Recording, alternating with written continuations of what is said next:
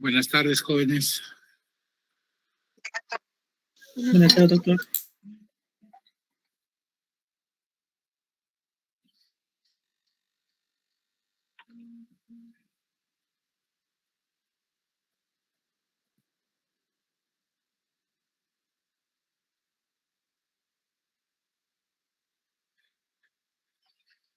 Bien, vamos a hacer la clase de hoy día.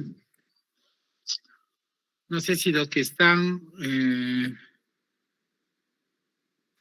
listos para exponer sus compañeros. Sí, doctor, ya presento. Muy bien.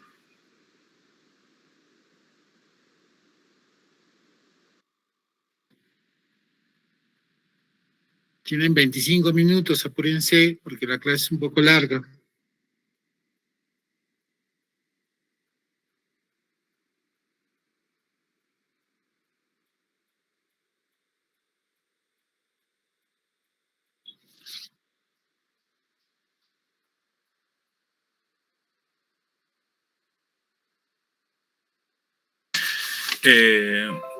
Buenas tardes, compañeros. Buenas tardes, doctor.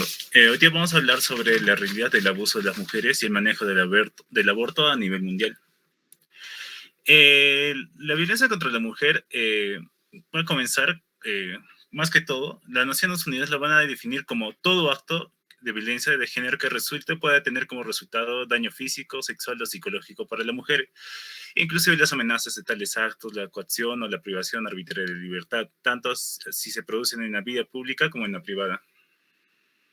Bueno, la violencia de pareja se va a definir aquella violencia que va a ser producida por la pareja o expareja. Y esta va a ser, puede ser una agresión sexual, puede ser la coacción sexual, el maltrato psicológico y conductas de control, ¿no? Que puede tener la pareja sobre, el hombre sobre su pareja, ¿no? Y la violencia sexual se va a definir como cualquier acto sexual, la tentativa de consumar un acto u otro acto dirigido contra la sexualidad de una persona mediante la coacción por otra persona, independientemente de su relación con la víctima en cualquier ámbito, ¿no? Comprende la violación que se define como penetración mediante la coerción física o de otra índole, ¿no? De la vagina o el ano con el pene, otra parte del cuerpo o un objeto, ¿no? El intento de violación, los tocamientos sexuales no deseados y otras formas de violencia sexual sin contacto. Bueno, ¿cómo va a ser la realidad del abuso de las mujeres a nivel mundial? Los datos que vamos a tener datos proporcionados por las Naciones Unidas que hicieron un estudio de entre 161 países entre los años 2000 y 2018, donde se concluyó que una de cada tres mujeres sufre maltrato, ¿no? O ha sufrido maltrato, que esto vendría a ser el 30% de las mujeres, ¿no? Y una cuarta parte de ellas, de estas mujeres que tienen entre 15 y 49 años, al menos una vez en su vida han sido objeto de violencia física, sexual o sexual de pareja, ¿no? O incluso ha podido ser por su pareja o por otra persona, ¿no? Por terceros.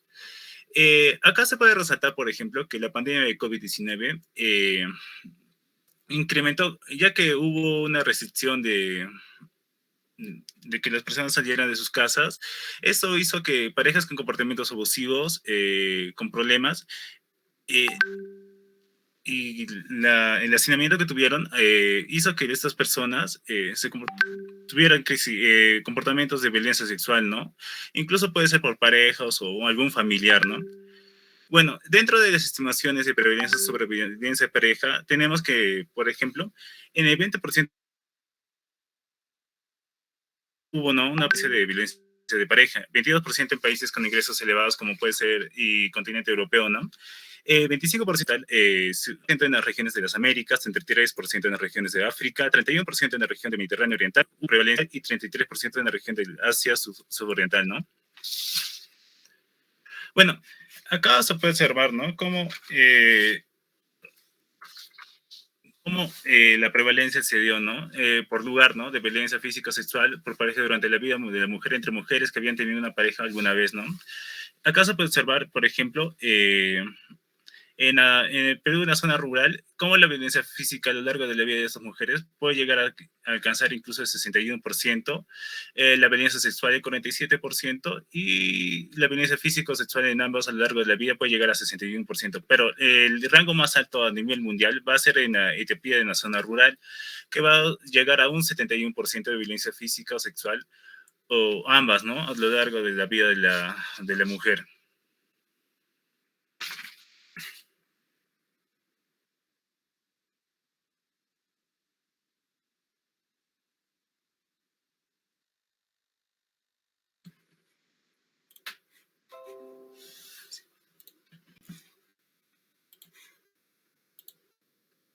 Bien, entonces continuando con el tema, vamos a hablar ahora sobre los factores. ¿Cuáles son los factores asociados a que estas mujeres tengan mayor riesgo o menor riesgo a estar frente a una experiencia de violencia? Se ha visto que estos factores, bueno, tanto la violencia sexual como la violencia de pareja van a ser el resultado de diferentes factores a nivel individual, a nivel de pareja y a nivel de sociedad en general, que van a, pues, interactuar entre sí para ya sea aumentar o disminuir las experiencias de violencia. Se dice que estos factores están vinculados a una mayor probabilidad de una perpetración de violencia sexual. Dentro de los factores individuales, primero recalcar que un mayor riesgo va a estar de violencia, se va a dar en mujeres jóvenes que están aproximadamente entre 15 y 19 años. Y dentro de los factores individuales está, por ejemplo, el nivel educativo bajo, que este es un factor que va a perpetuar la violencia y también va a ser una causa directa de una experiencia violenta. Según un estudio de la OMS, dijo que pues a mayor nivel educativo era menor el número de casos de violencia. Otro de los factores está la autonomía financiera de las mujeres, cosa que en muchos de los lugares del mundo que ya mencionó mi compañero, no existe dicha autonomía. Otro de los factores está pues los antecedentes de una perpetración de violencia, ya sea por la misma pareja o por una pareja anterior, la capacidad que tienen estas mujeres de potenciación, es decir, una capacidad de empoderamiento, lo que la mayoría del tiempo, pues lamentablemente no pasa debido a otros factores, ya sea culturales o bueno, sociales en sí. Luego está el historial de violencia durante la infancia, el cual es un factor que perpetúa la violencia y también es un factor que, pues, de causa directa para una experiencia de violencia. El consumo de alcohol y drogas, así como también la relación con la delincuencia y el inicio precoz de la vida sexual. Acá podemos ver cuadros. Según la OMS, este es un cuadro del porcentaje por lugar de mujeres que aceptan determinados motivos para ser pegadas. Como podemos ver, lamentablemente en el Perú tiene una tasa bastante alta, siendo pasada por Etiopía y Bangladesh, en el cual las razones por las cuales una mujer puede ser golpeada va a ser que la esposa no termina los quehaceres de la casa, que la esposa desobedezca al marido o que la esposa sea infiel. Pasándonos a otro cuadro, aquí está ya también, según también por lugar, si las mujeres creen que una mujer tiene derecho a negarse a tener relaciones sexuales con su marido por determinadas circunstancias. Y aquí la cosa también empeora, ya que la mayoría de las mujeres, si vemos aquí en el cuadro de Tanzania, Samoa, Bangladesh, Etiopía y algunas zonas de Perú rural, piensan que las razones de si ella no quiere, si él está borracho, no son razones suficientes para negarse a tener relaciones sexuales, siendo solo la única si ella está muy enferma. Luego pasamos a lo que son los factores asociados a la pareja. Dentro de estos están el nivel de comunicación que tienen entre el esposo y la esposa, el consumo de alcohol y drogas por parte de la pareja, el cual va a ser un factor que perpetúa estos actos de violencia, una situación laboral. Acá podemos ver un testimonio de una víctima de Bangladesh. Otro de los factores es antecedentes familiares e infantiles también por parte de la pareja y una asociación constante con pares sexualmente agresivos que sean hipermasculinizados y pues estén relacionados a la delincuencia. Y por último, en el contexto social, que pues es el factor de más relevancia y que ayuda a perpetuar en general los actos de violencia va a ser pues a nivel social. Dentro de esto está el grado de desigualdad económica, también las actitudes hacia los papeles asignados a cada sexo y la violencia contra la mujer. Esto junto a todas las normas sociales que apoyan la violencia y las normas que apoyan la superioridad masculina y la inferioridad de la mujer. Esto obviamente está bastante arraigado a lo que son las tradiciones, a los factores culturales e incluso al ámbito de la religión. Luego tenemos como factor la intervención de terceros en los incidentes de violencia doméstica, cosa que pues lamentablemente por el contexto social y cultural en la cual estas culturas viven, no existe una intervención de terceros cuando se ve un acto de violencia. Y por último tenemos al porcentaje de agresiones y delitos entre hombres, que se ha visto mayor violencia, mayor delitos en un país, pues hay un mayor grado de violencia contra la mujer. Bueno, continuamos, vamos a hablar acerca de las consecuencias, ¿no?, que va a generar la violencia. ¿Quién fue el que expuso el anterior?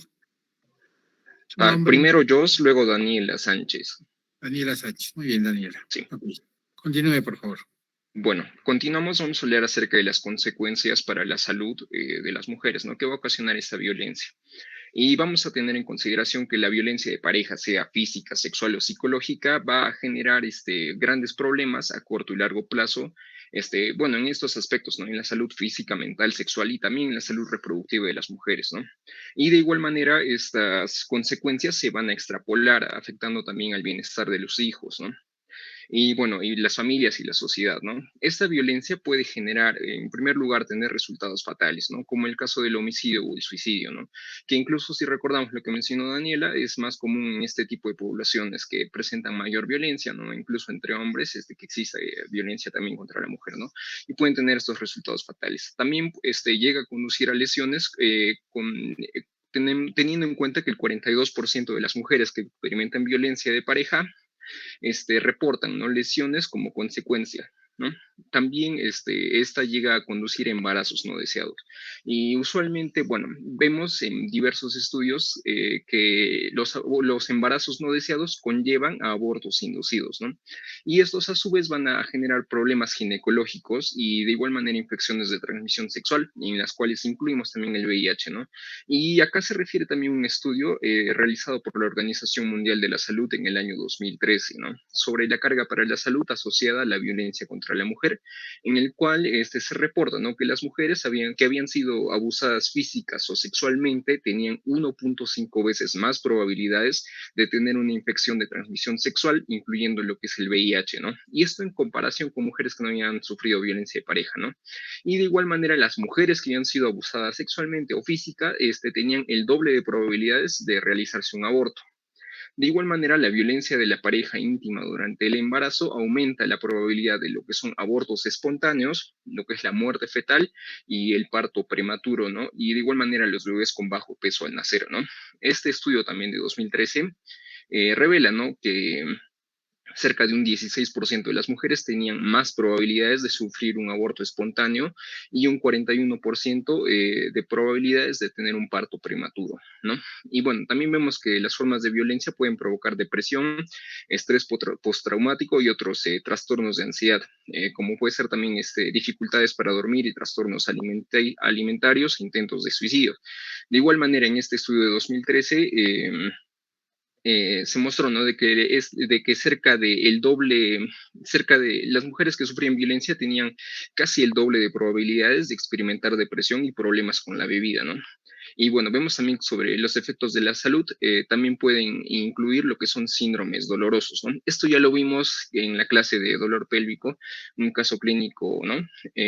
Lo sabemos muy bien, y sí, ¿no?, la violencia puede causar este tipo de problemas, ¿no?, que incluyen dolores de cabeza, dolor de espalda abdominal o lo que es el dolor pélvico crónico, ¿no? Y de igual manera, la violencia sexual, sobre todo durante la niñez, puede conducir al aumento del tabaquismo, el consumo de sustancias y también adquirir conductas sexuales de riesgo, ¿no? Y bueno, esto también se asocia con la perpetración de violencia o ser víctima de violencia.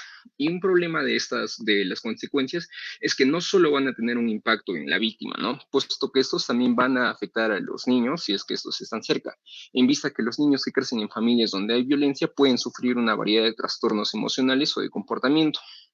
¿no? Y estos también pueden experimentar o perpetrar la violencia más adelante en su vida, ¿no? Siguiente, por favor. Siguiente, por favor.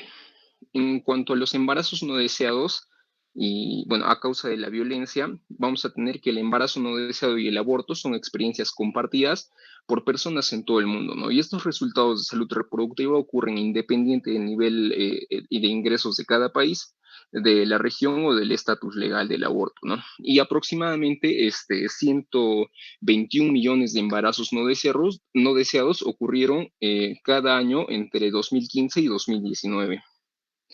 Bueno, de estos embarazos no deseados, el 61% terminó en aborto. Esto se traduce a 73 millones de abortos por año.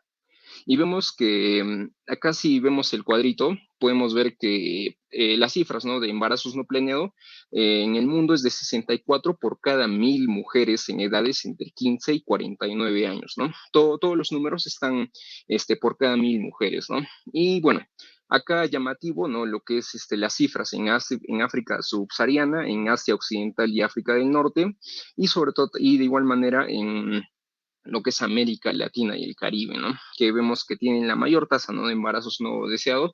Y referente al aborto, vemos también, ¿no?, que la mayor cantidad de abortos se realizan en Asia Occidental y África del Norte, ¿no? Bueno, siguiente, por favor. Bueno, también vemos que casi el 50% de todos los casos de agresión, de agresión sexual en el mundo son contra niñas de 15 años o menos, ¿no? Y muchas mujeres en países en vías de desarrollo informan que su primera experiencia sexual fue forzada, ¿no? Y esto llega a cifras alarmantes, ¿no? Siendo el 17% en zonas rurales de Tanzania, el 24% en zonas rurales de nuestro país de Perú y 30% en zonas rurales de Bangladesh. Y bueno, respecto al Perú, para mencionarlo brevemente, aproximadamente 2 de cada 3 embarazos de las adolescentes no fueron intencionales, ¿no? Y estos son datos sacados del ENDES, de este informe ENDES del 2021, ¿no? Y vemos que cada año se registran cerca de 7.000 denuncias por violación y el 78% de estas víctimas son menores de edad y el 5% quedan embarazadas. Y acá también se refiere a un estudio realizado por la Universidad de Cayetano Heredia en Piura en el año 2012, ¿no?, que refiere que en ese año hubieron 2 denunciados por casos que no se denuncian y y de estos el 79.5% sucedieron en menores de 17 años, ¿no? Y también que 1 de cada 5 menores de 15 años ha sufrido violencia sexual por parte sobre todo de familiares cercanos y 1 de cada 10 mujeres mayor de 15 años ha sido violada, ¿no? Y también que el más del 60% de los embarazos no deseados terminan en aborto y se estima que el 45% de los abortos son inseguros, ¿no? Y estos representan una tasa variable, ¿no?, de lo que son las muertes maternas registradas. Siguiente, por favor. Bien. Ahora vamos a hablar acerca de algunos factores que llevan a lo que es el aborto inducido. Para esto primero tenemos que recordar, como ya lo comentó mi compañero Diego, que las tasas de aborto inducido están directamente relacionadas a lo que es el embarazo no deseado. Entonces, acá tenemos este dato de la CDC que nos indica que la razón más común para el aborto inducido va a ser justamente el embarazo no deseado o no planificado. Si hacemos esto una relación con la tasa de embarazos no deseados en el Perú, acá tenemos un 52.1% de los nacimientos no ocurridos en los últimos 5 años en el Perú no habían sido planificados en el momento de su concepción. Entonces, esto está relacionado con los embarazos no deseados. Ahora, ¿qué otros factores pueden llevar a la mujer a buscar un aborto inducido? Principalmente tenemos razones económicas, ya que algunas mujeres pueden optar por abortar porque no pueden costar la crianza de un hijo, ¿no? Debido a los ingresos bajos, la falta de seguridad laboral o el alto costo de vida. La segunda vendría a ser las razones de salud, y aquí queremos hacer hincapié en los embarazos que son resultado de una violación. Lo vamos a hablar en la siguiente diapositiva. Pero también hay otras razones que queremos mencionar acá, ya que hay razones personales, por ejemplo, razones relacionadas con la edad, ya que las mujeres más jóvenes tienen más probabilidades de tener un aborto que las mujeres mayores. Con respecto al estado civil, las mujeres solteras tienen también más probabilidades de abortar que las mujeres casadas. Con respecto a la educación, las mujeres con menos educación tienen más probabilidades de tener un aborto que las mujeres con más educación. Y con respecto a la religión, pues las mujeres que no son religiosas también tienen más probabilidades de abortar que las mujeres religiosas. Ahora, respecto al embarazo resultado de una violación, pues este es un gran problema, ¿no? Ya que, por ejemplo, en el Perú, cada día 6 niñas se convierten en madres producto de la violencia sexual, ¿no? Entonces, estas son las que llegan a llevar al término el embarazo, pero son muchas más las que este, se someten a un aborto. La siguiente diapositiva, por favor, Dani. Bien. Entonces, ¿qué causas llevan a una mujer que ha sido víctima de violencia sexual a someterse a un aborto inducido? Primero, la salud física y emocional, ya que una víctima de violación puede experimentar consecuencias físicas y emocionales significativas como resultado del trauma que ha sufrido al momento de este acto, que es un acto violento. Entonces, estos efectos no solo afectan su deseo para llevar a cabo el embarazo, sino su capacidad para llevar a cabo el embarazo y tomar decisiones relacionadas con su salud reproductiva. Otro sería el deseo de evitar un recordatorio constante del trauma, ya que para muchas mujeres el llevar adelante un embarazo que es resultado de la violación, pues va a ser extremadamente difícil emocionalmente, ya que este embarazo va a ser un recordatorio constante de este trauma que ha sufrido. Entonces, en estos casos es probable que la mujer termine por optar por el aborto para tratar de superar o evitar la angustia continua. Y esto es algo que se ve mucho, ¿no? Yo recuerdo en alguna rotación de obstetricia en la cual justamente vimos un parto de una joven que había sido víctima de violación.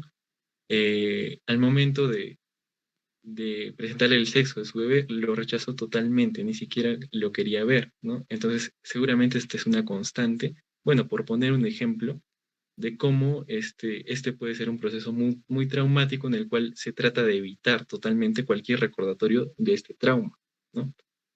Otros serían las consideraciones sobre la crianza y la capacidad para cuidar a un hijo, ya que la víctima de violación puede tener preocupaciones sobre su capacidad para poder llevar a cabo la crianza del niño en circunstancias traumáticas o en un ambiente también violento, y se pueden considerar factores también como la estabilidad emocional, la situación económica, el apoyo social, la disponibilidad de recursos también.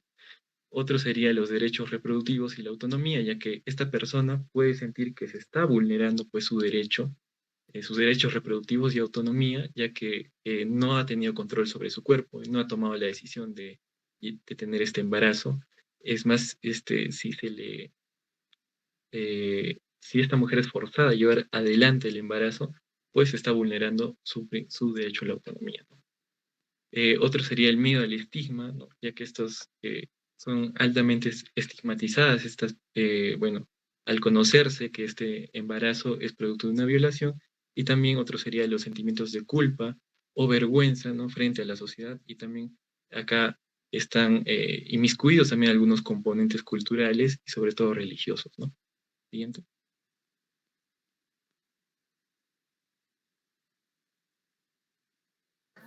Ya. Y por último, vamos a ver lo que son el manejo del embarazo no deseado y el aborto. Como han estado mencionando mis compañeros, de todos estos embarazos no deseados, el 61% van a terminar en aborto.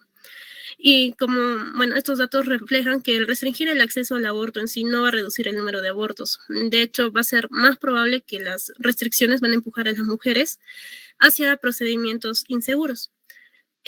Como vemos en el gráfico, las tasas de aborto van a ser similares tanto en los países donde el aborto está restringido y es igual en aquellos donde el aborto es ampliamente legal. Lo que sí vamos a ver una diferencia es en lo que son las tasas de embarazos no deseados.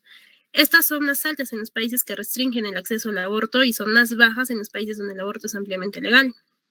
En base a estos datos, la OMS propone que para poder prevenir estos embarazos no deseados y también lo que son los abortos no seguros, Se le debe proporcionar a las mujeres y a las adolescentes un paquete completo de educación sexual, información, servicios de planificación familiar precisos y también acceso a una atención de calidad para el aborto. Siguiente, por favor. Por lo tanto, para poder prevenir estos embarazos no deseados se va a requerir eliminar muchas barreras que van a imposibilitar que las mujeres puedan desarrollar todo su potencial y la capacidad de gozar de sus derechos. Debido a que tanto el embarazo no deseado y por ende el aborto, son resultado de diversos factores, como ya han estado exponiendo. Para prevenirlo van a requerirse de estrategias multidimensionales que van a estar orientadas a empoderar a las mujeres y sobre todo es enfocarse también en mujeres que están marginadas o las personas que son más vulnerables. Lo que se busca es que tengan mayor conciencia sobre su salud sexual, reproductiva, que se promueva la igualdad de los géneros y también el respeto de los derechos humanos. Y ya que esto va a ser un objetivo complejo, importante, no hay ningún sector o una organización puede enfrentarlo de forma independiente. Se necesita que se trabaje de forma en conjunto, en asociación.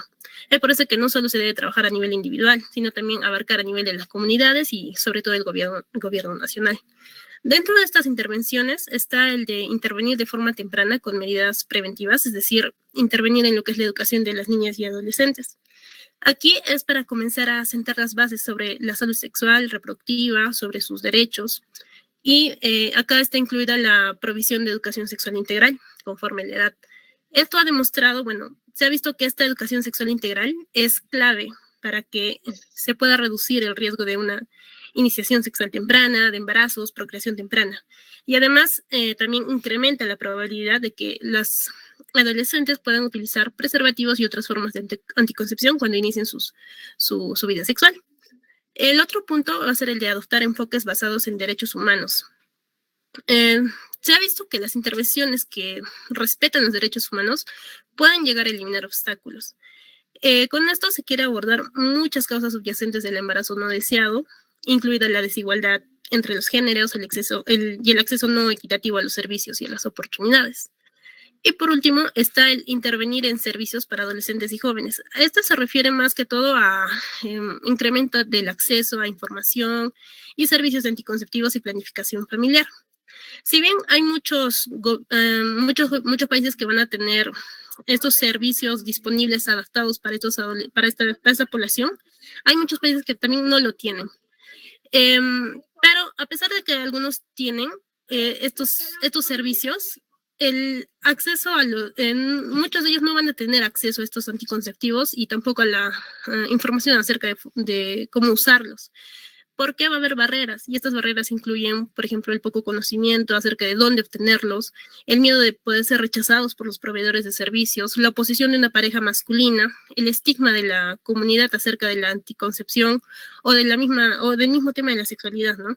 Y también tienen miedo sobre los costos o las preocupaciones acerca de la privacidad y la confidencialidad. Es por eso que los gobiernos deben asegurar que los proveedores deben estar capacitados, deben respetar la confidencialidad y ofrecer información precisa y completa. Al mismo tiempo, lo que también se debe adoptar son medidas para poder cambiar las actitudes de los hombres hacia la salud sexual y reproductiva y los derechos reproductivos de las mujeres. En muchas ocasiones, las parejas masculinas van a restringir el acceso a estos servicios, y van a incluso a rehusarse a utilizar métodos anticonceptivos. Y esto va a reforzar más los prejuicios de que la salud reproductiva solo va a competir a las mujeres. Siguiente, por favor.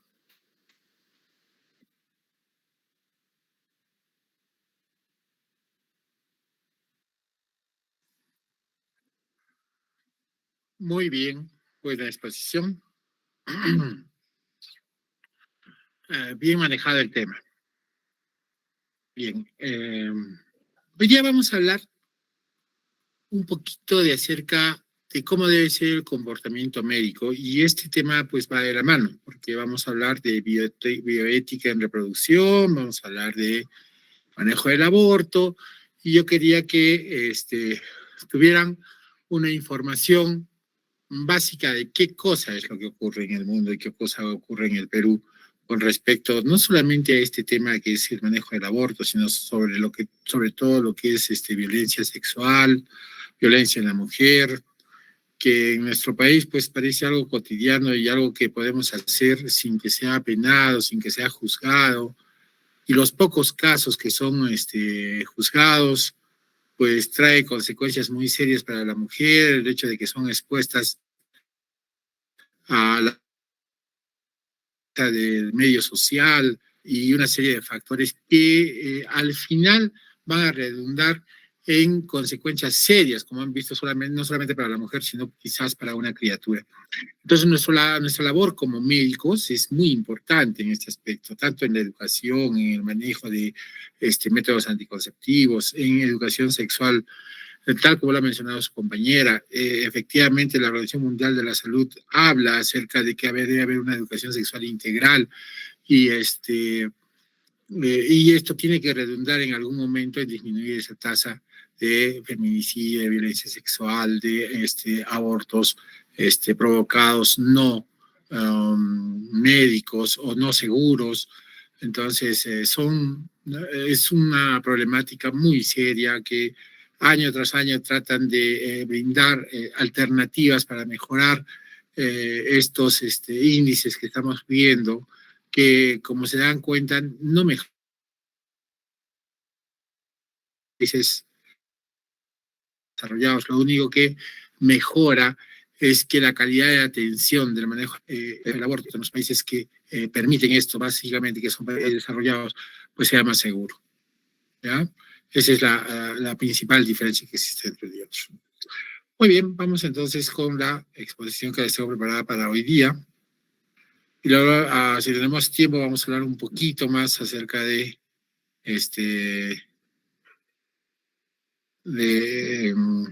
ciertos factores que han condicionado estos cambios en el manejo del aborto en el Perú. ¿Ya?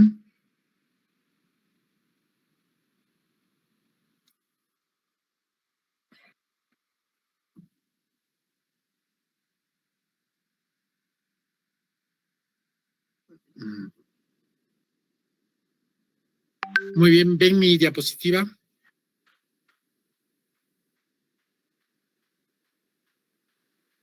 Jóvenes. Sí, doctor. Sí, doctor. Muy bien. ¿Qué es bioética? No, es un término moderno que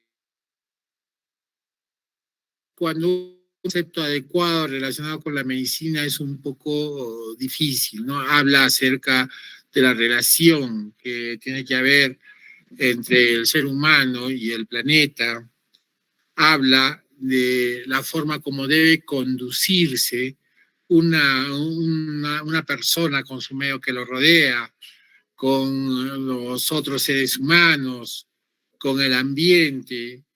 De eso es lo que trata de explicar la bioética. Yo encontré este concepto que dice es el estudio sistemático de la conducta humana en el área de las ciencias de la vida y la salud, examinado a la luz de los valores y principios morales. El problema es qué es moralidad, qué es valor. Si todos coincidimos en los mismos principios,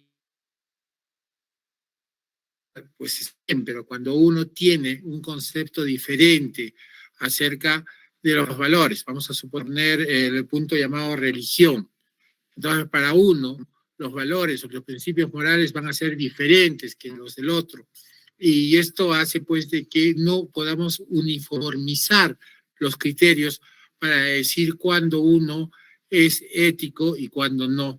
Y esto de la ética es como una línea bastante delgada en la que uno puede pasar de un lado al otro fácilmente.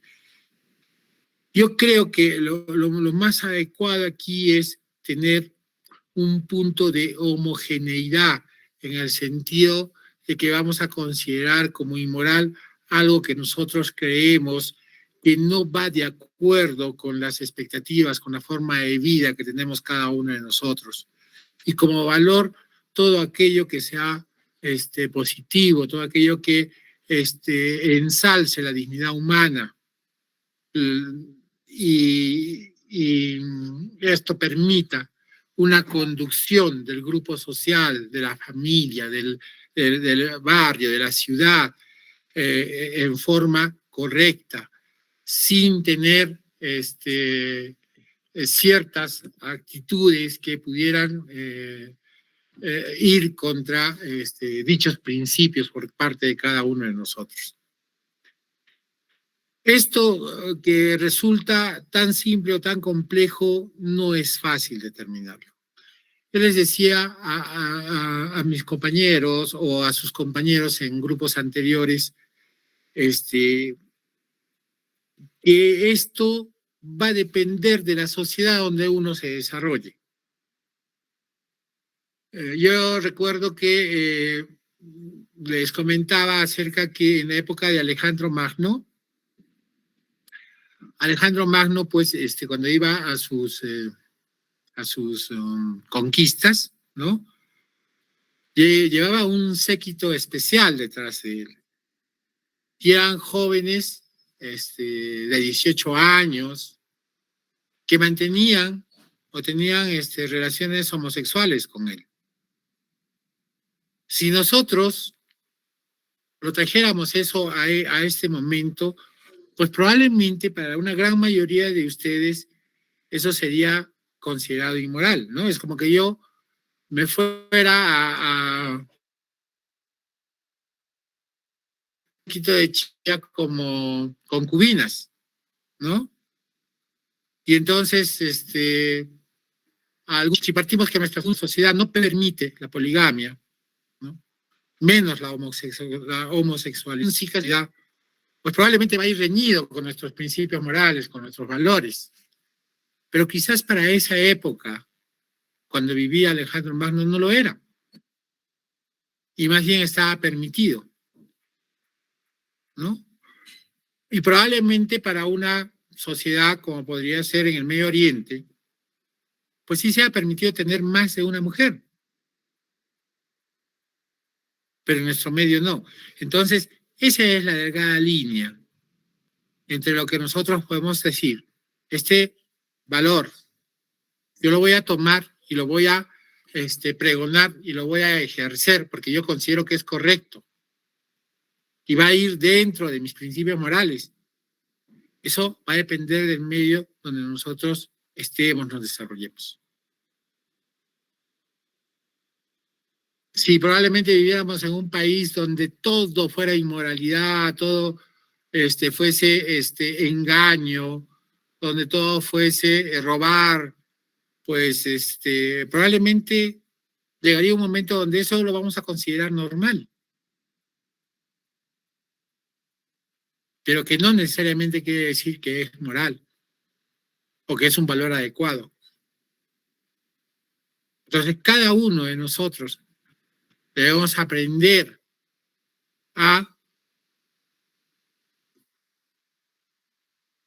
enseñar y construir una nueva sociedad con valores adecuados, con principios morales óptimos, que nos ayude a nuestro desarrollo como sociedad. ¿Ya? ¿Y eso qué va a condicionar? La conducta humana. ¿Ya? Entonces, cuando yo hablo de bioética, hablo del estudio de esa conducta humana. ¿Ya? En todos los aspectos, en las ciencias biológicas, en salud, en el desarrollo social, en la esfera mental. ¿Ya? Entonces, mucho se ha escrito sobre este tema y, como les digo, va a depender mucho del medio social donde yo me desarrollo. Y si nos vamos a la parte de sexualidad, pues la sexualidad tiene que ver mucho con estas pautas morales, tiene que ver mucho con que yo en la sexualidad tenga una felicidad plena, que dentro de la sexualidad desarrolle yo una ética. Y esa sexualidad puede estar modificada por las creencias, por ejemplo, ¿no? Entonces, lo que para uno es normal, para otro no necesariamente tiene que serlo así. Lo que para uno cree que es correcto, para la otra persona puede que no sea así. Entonces, no siempre la apreciación que nosotros tengamos es suficiente para decir que eso es correcto o no. En un minuto, por favor. Aló. Aló.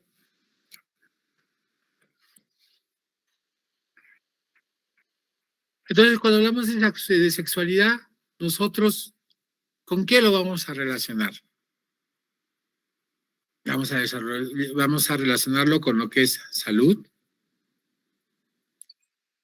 tener una sexualidad adecuada y buena sexualidad va a depender también de tener un buen estado de salud, va a influir en el estado de salud, va a ayudarnos en nuestra autoestima. La sexualidad es también una manifestación de la personalidad. Y muchos equivocadamente creen que golpear a su mujer es una muestra de su virilidad. Esa es la parte patológica de esta parte que tiene que ver con la sexualidad y la manifestación de la personalidad. La sexualidad en nuestro medio pues está también muy relacionada a la descendencia, a procrear. Pero tener hijos deseados y con responsabilidad. Probablemente ustedes se van a dar cuenta de que sus padres han tenido ya pocos hijos. ¿Por qué? Porque su estado de concepción de tener un hijo ha variado con lo que era anteriormente. Yo voy a tener un hijo, pero le tengo que dar buena educación. Yo voy a tener un hijo, pero le voy a dar una buena alimentación. Yo voy a tener un hijo y le voy a dar la mejor universidad. Yo voy a tener un hijo, pero que sea una persona de bien y que pueda desarrollarse dentro del medio que lo rodea y que esté bien desde el punto de vista económico, de salud, de la esfera mental, etc. Pero si nosotros nos vamos a un sitio más pobre, o si nosotros vemos cómo pensaban nuestros abuelos, nuestros bisabuelos, pues sexualidad lo relacionaban básicamente con fertilidad. Y eso hablaba de bienestar. Eso hablaba de que esa persona tenía un buen poder económico. Eso hablaba de que esa familia gozaban de muy buena salud. O sea que no era de todo correcto. Y finalmente, nosotros vamos a relacionar la sexualidad con el placer. De todos los animales, ya les he dicho, el único que usa la sexualidad por placer es el ser humano. Se cree que el chimpancé también podría tener esa cualidad, pero por el momento el único que se ha demostrado que realmente lo hace por disfrutar del placer es el ser humano. Entonces, hay factores que definitivamente se relacionan con esto de la sexualidad. El factor cultural es muy importante, el medio en que tú te desarrollas.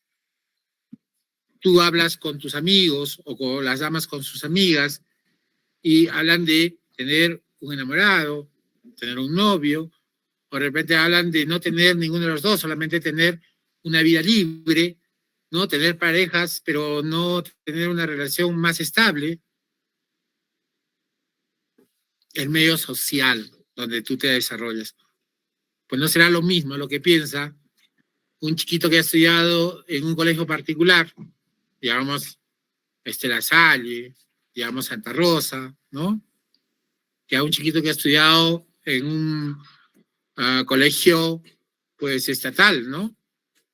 Probablemente tengan, solamente por el aspecto social, una idea muy diferente. No digo equivocada, sino diferente lo que es sexualidad. Y el factor que creo que es más importante es el factor religioso, ¿no? La religión ha tenido también un cambio. Hace un tiempo, pues, tener una relación fuera del matrimonio, pues, era más que un pecado mortal, no sé, ya creo una condena directa al infierno.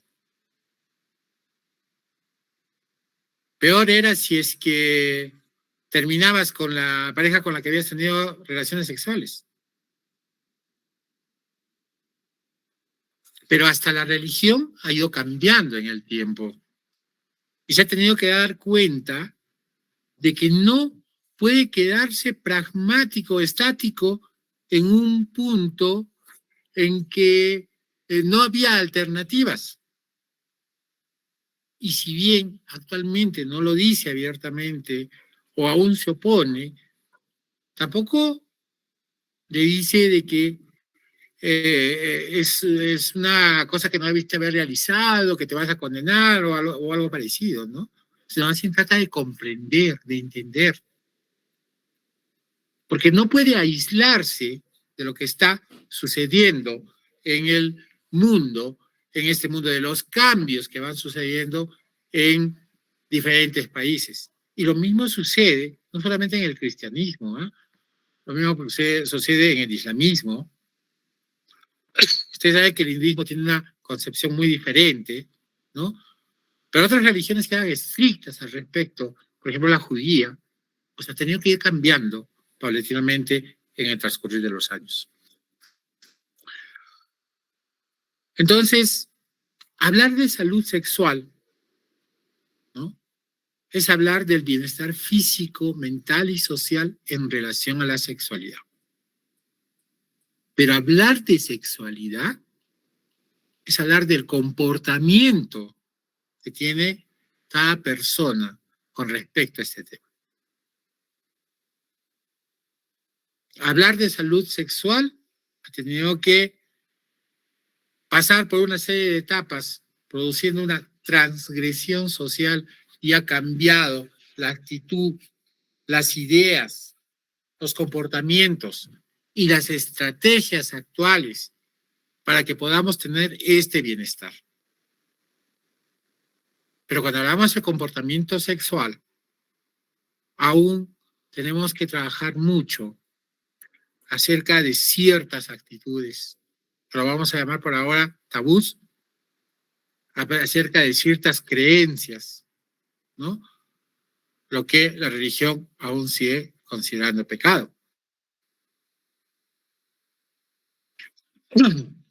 Entonces, ¿qué es sexualidad? Sexualidad es el aspecto central del ser humano a lo largo de su vida. ¿Qué abarca?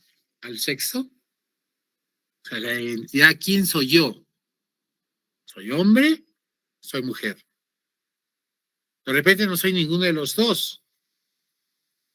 O de repente creo que puedo ser superior a ellos y tener no solamente el sexo masculino o el sexo femenino, sino tener los dos. A eso se llama papel de género. ¿Qué abarca? Abarca una serie de sentimientos, una serie de actitudes, de conocimiento, de aprendizaje. ¿Y yo qué aprendizaje voy a conocer? ¿Qué cosa es el erotismo? Voy a aprender a conocer mi cuerpo.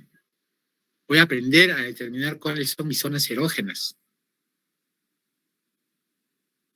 De repente, pues, para uno que le besen el cuello es como derretirse en el sofá. Y para otro puede ser que sea que le rasquen el cabello.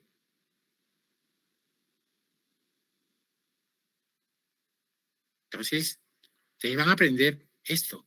Y esto van a aprenderlo y tienen que decírselo a sus pacientes. Tienen que aprender sobre el placer, sobre la intimidad. la reproducción, la orientación sexual, que van a ver en la próxima clase, preparado justamente una exposición al respecto con sus compañeros. ¿Y qué voy a aprender en el tiempo? Pues voy a aprender a conocer ciertas fantasías, ciertos deseos, ciertas actitudes. Voy a tener también valores, conductas, ¿no? Todo eso es lo que abarca al sexo. Entonces, definir sexualidad por sí sola es un aspecto bastante complejo. Y entonces, cuando ustedes han visto esa exposición de sus compañeros, han visto cómo es el abuso que existe en el mundo contra la mujer. Pero se van a horrorizar más cuando yo les diga que eso mismo ocurre en los varones y ocurre en los niños. La Organización Mundial de la Salud, a través de la Organización Panamericana de la Salud, sacó una serie de criterios y los definió como los derechos sexuales. Y ella hablaba del derecho a la libertad sexual, derecho a la autonomía, a la integridad, a la seguridad sexual, a no ser maltratado cuando yo tenía una relación sexual. Derecho a que nadie tenía por qué publicar mis relaciones íntimas. Pero apenas nos enteramos de que fulano de tal que tuvo relaciones con fulanita, pues al día siguiente lo sabe toda la clase, ¿no?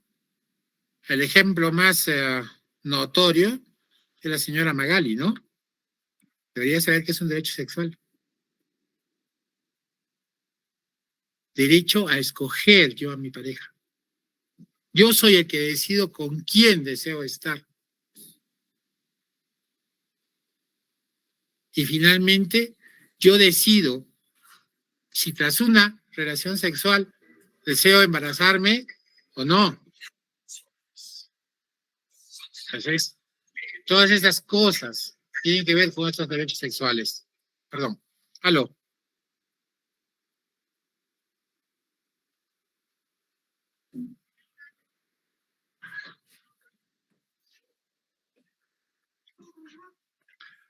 ¿Y esto a qué ha conllevado? ¿A qué ha conllevado? A que haya puesto un cambio. Yo les decía, había una transgresión, ¿no? ¿La moralidad ha cambiado?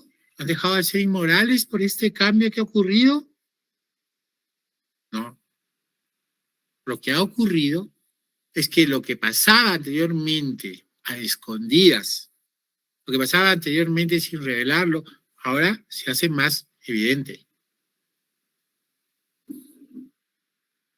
Tampoco no quiero decir con esto pues que salgan a la calle y tengan relaciones en plena calle, ¿no? Pero lo que se ha aprendido en el tiempo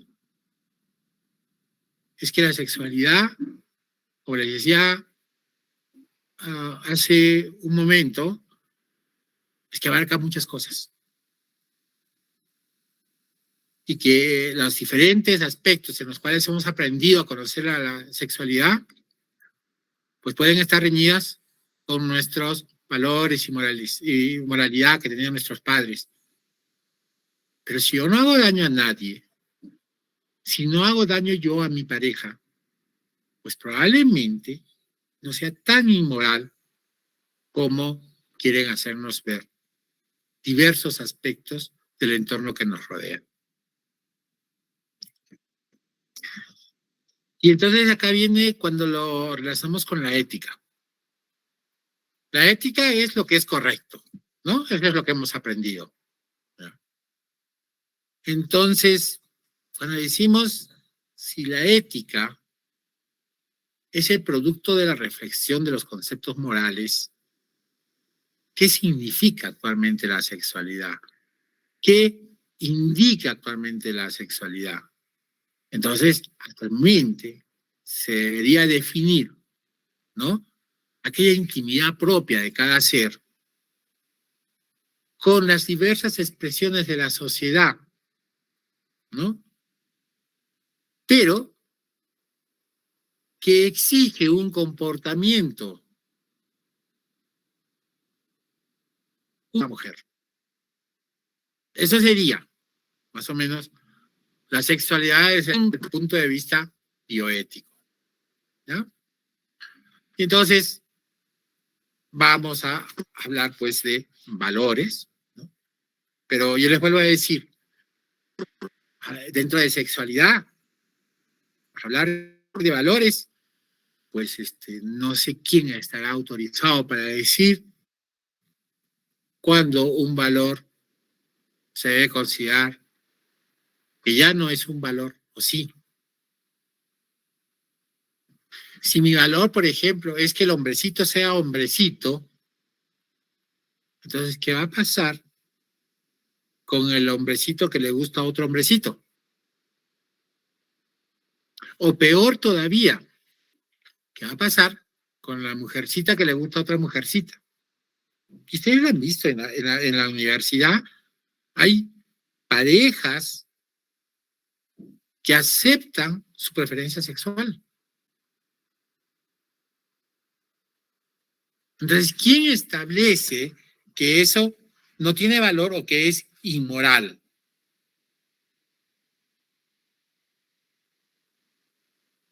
Ahora, el que es heterosexual dirá, pero doctor, el hombrecito con el hombrecito ya no es una relación normal.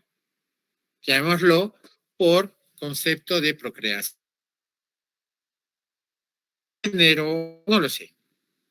O porque simplemente pues se ha formado así, sin hablar, sin llegar al machismo, ¿no?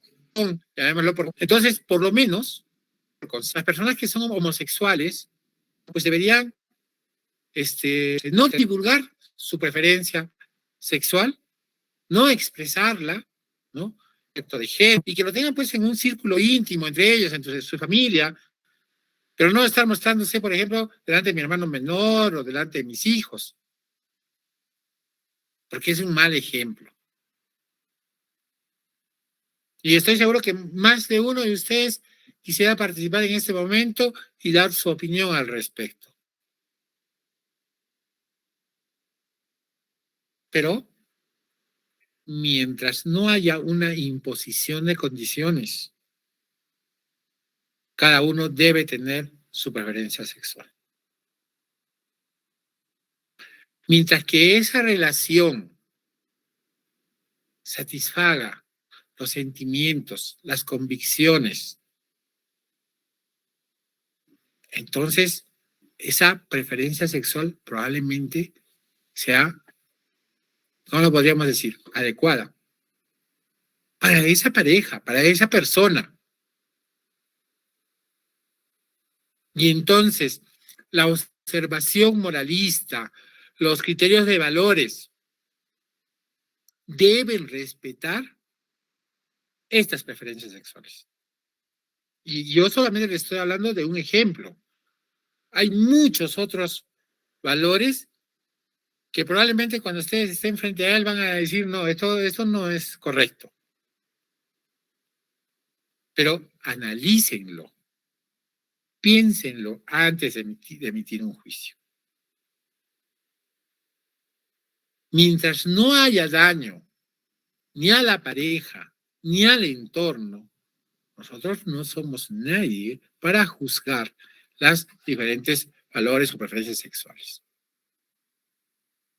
Entonces, esta quizás sea la mejor diferencia cuando hablamos de bioética y ya no hablamos de moralidad, ya no hablamos de valores, ¿ya? Y es que no me va a permitir a mí marcar un límite. ¿Es moral o es inmoral? No. Solo nos podremos analizar en forma respetuosa y mientras se cumpla con las características que les he dado, ¿ya?, lo que es probablemente permitamos que otros grupos con otras preferencias sexuales, cualquiera de ellas, pues sean aceptados dentro de nuestro entorno social.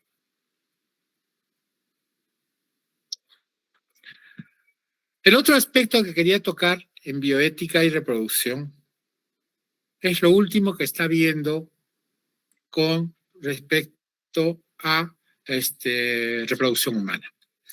Antes de pasar a este tema, a mí me gustaría que de repente me dijeran si tuvieran alguna opinión o pregunta con este tema que hemos tocado. O quisiera dar de repente o expresar alguna opinión a alguno de ustedes.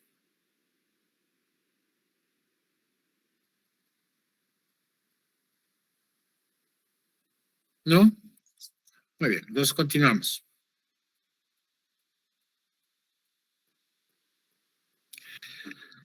Entonces, cuando el otro aspecto, como les mencionaba, es este nuevo de la reproducción humana, ¿no? Acá ha habido también un gran problema, no solamente con la religión, sino con ciertos grupos sociales, ciertos grupos que han estado en contra de la reproducción humana.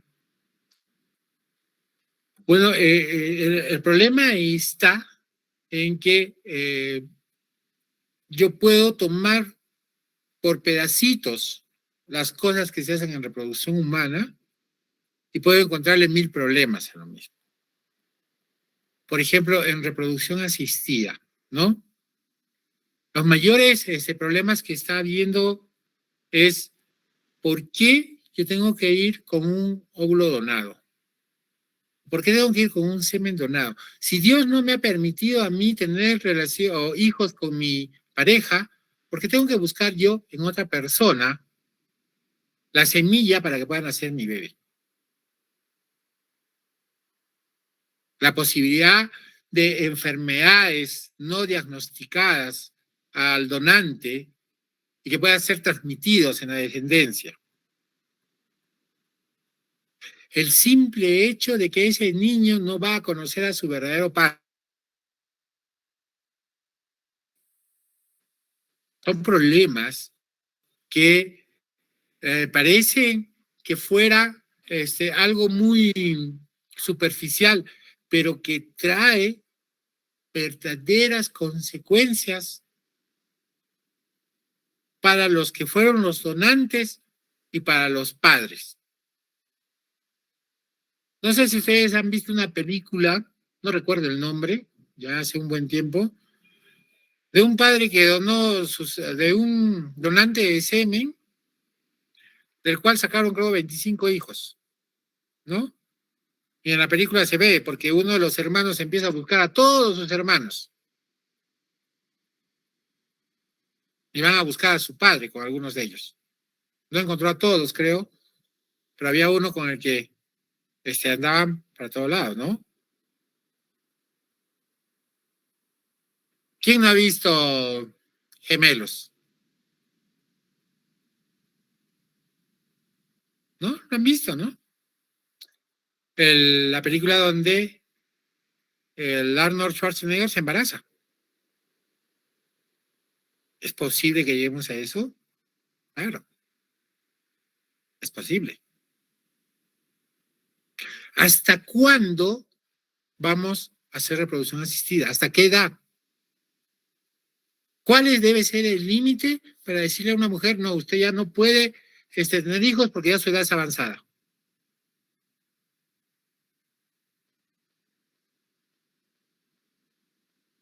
Y esto obviamente va de la mano con los avances tecnológicos, ¿no?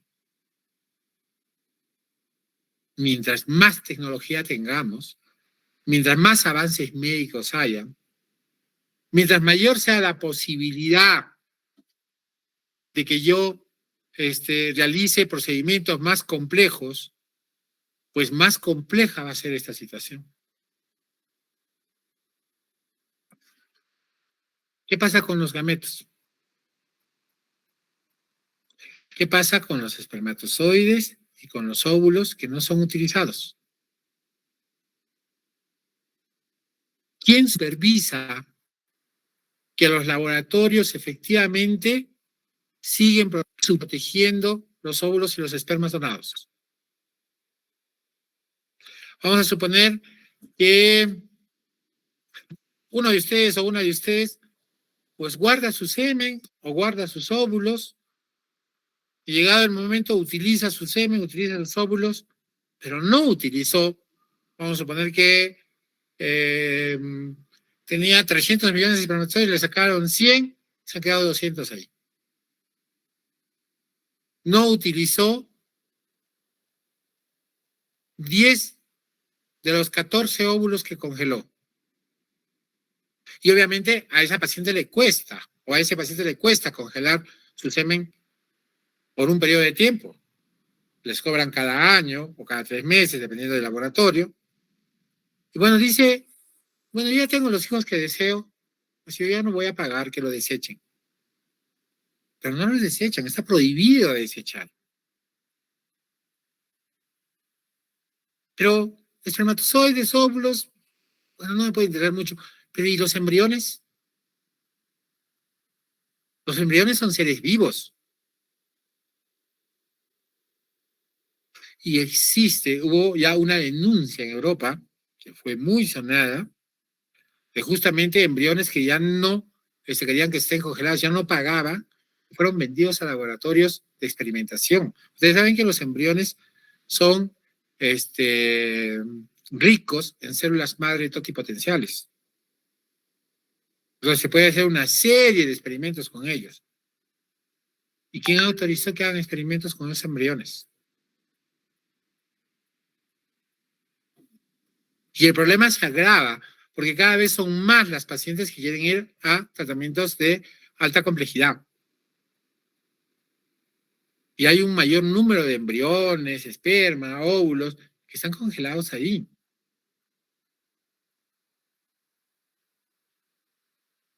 Otro caso. Vamos a suponer pues que ya lo dejaron el semen ahí, dejaron el óvulo, la señora no tiene ni semen ni óvulo, y juntan el semen de un X señor con un óvulo de X señorita. O Y señorita, si quieren.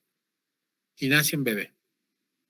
¿Quién le dio autorización a ese laboratorio para usar ese semen y ese óvulo?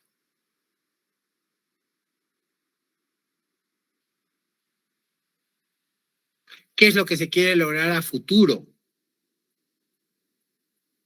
Tener un ser humano que no tenga ninguna enfermedad, que no sea portador de ninguna tara,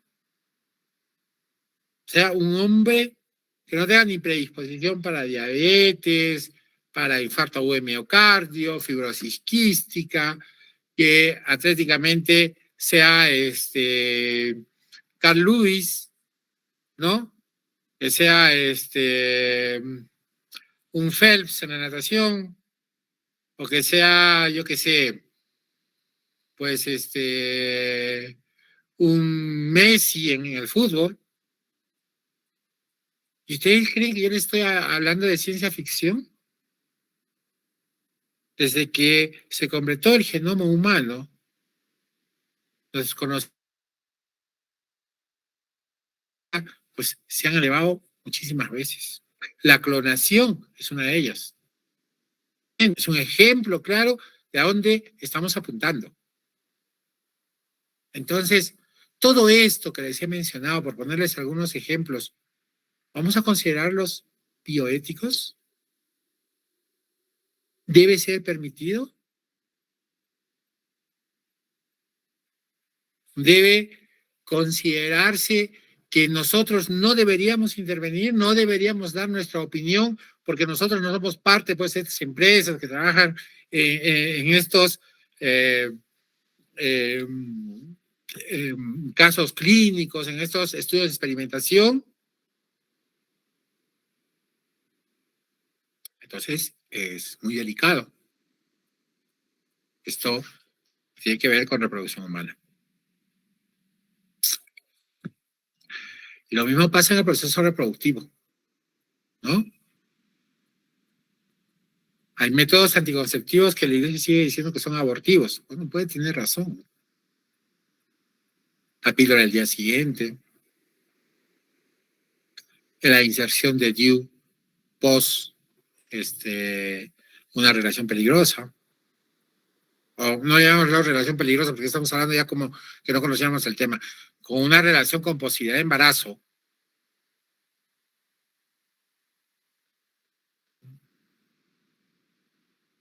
Con problemas en la fecundación. Ya se los he mencionado, FIF, ¿no? ¿Quiénes somos nosotros? Ustedes saben que cuando se hace FIF y a veces colocamos 3 o 4 embriones y a veces prenden los 4, nosotros podemos hacer algo que se llama reducción embrionaria controlada. Y no es otra cosa que producir un aborto seleccionado de 1, 2 o 3 embriones que prendieron. Obviamente hay posibilidad que se pierda el otro, pero las técnicas que utilizan permiten que no sea así.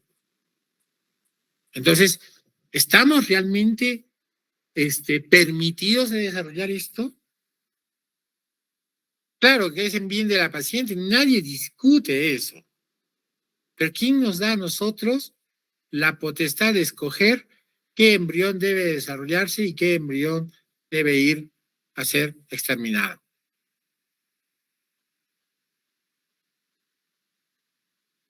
Difícil, ¿no? Y esto es lo otro que les decía, ¿no? FIF, clonación. Y ahora se puede clonar con ADN de personas muertas. Y probablemente en el tiempo, pues pueda clonar solo la parte que a mí me interesa, de determinado individuo.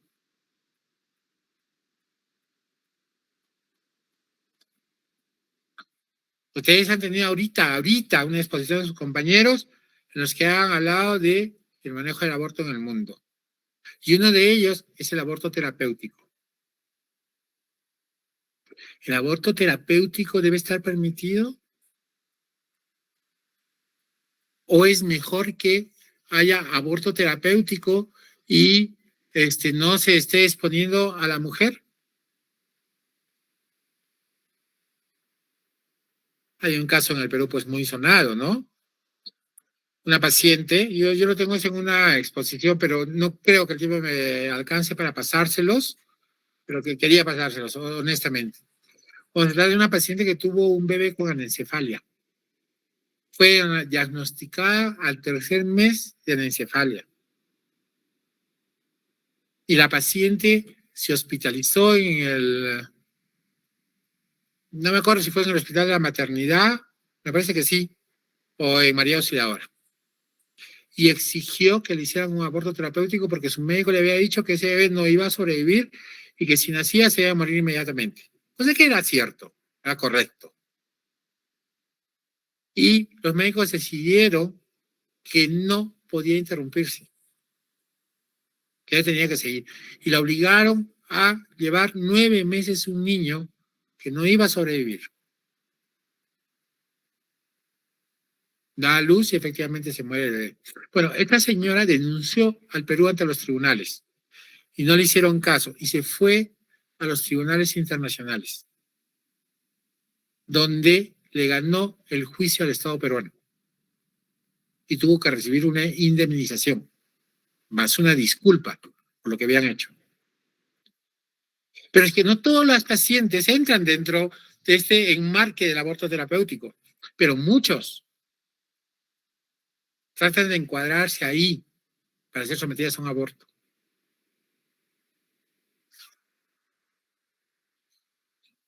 Entonces, cuando hablemos pues de bioética, tenemos que relacionar esos 3 factores, ¿no? Que sea un proceso biológico, que tenga relación con lo que yo pienso, con lo que yo siento que es correcto, y que sea legal, para no tener problemas posteriores. Por todo lo que les he mencionado. Y yo, durante las clases, o las diferentes clases que les he dado, les he ha hablado de muchos aspectos que riñen con la legalidad, con lo ético. Y esa es la intención de esta clase. No solamente desde el punto de vista de ginecología, sino que ustedes aprendan a desarrollar un sentido correcto de lo que es ético. Un sentido adecuado de cómo debe actuar un médico. Y cuál va a ser su posición dentro de este aspecto, ustedes como futuros médicos. Eso es lo que yo les quiero enseñar hoy día.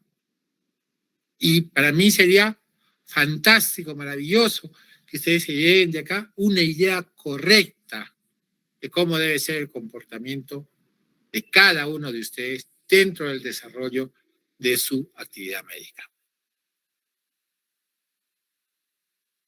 Este es otro problema de toda la vida, ¿no? Cuando hablamos de aborto, tratamos de justificar cuándo debe considerarse que ese feto tiene vida. Y para mí, esto es personal. Lo comparten también muchas personas, pero para mí, esto es personal. Yo creo que desde el momento en que se une el espermatozoide con el óvulo, pues tiene que considerarse que ese es un nuevo ser. Y que tiene tantos derechos como los debe tener una persona adulta. Pero nuestros amigos, estudiosos, investigadores, pues le han dado una serie de vueltas a este concepto y han ideado una serie de características de tal manera que puedan considerar que lo que están haciendo es justificado. Entonces dicen que cuando un embrión tiene menos de 14 días, y estamos hablando de que todavía no había ni siquiera trazo menstrual, ese es un preembrión, ese no tiene vida, no tiene, ni siquiera no se ve latido, y es que si se interrumpe, eso no es un aborto. Esto es en lo que se basan, por ejemplo, muchos cuando le sacan en cara que el dispositivo intrauterino sí es un método abortivo. Otros dicen que el embrión pues no ha terminado de desarrollar sus estructuras y que si este embrión no tiene la madurez suficiente y que probablemente, ¿cómo explican esta parte?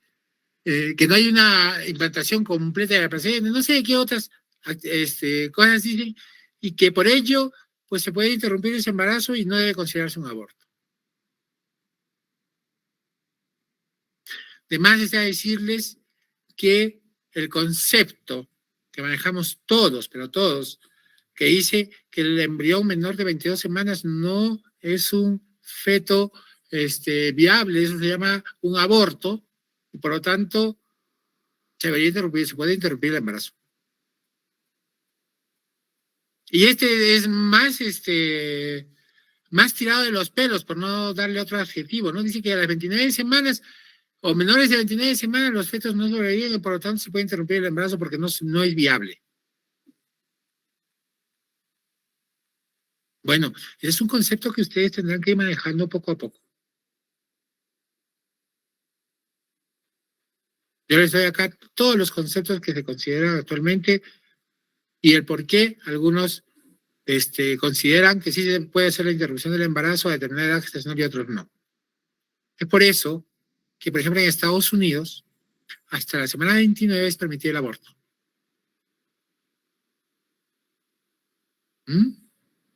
Nada. Casi 7 meses de embarazo. Casi 7 meses de embarazo. Por una semana no son 7 meses.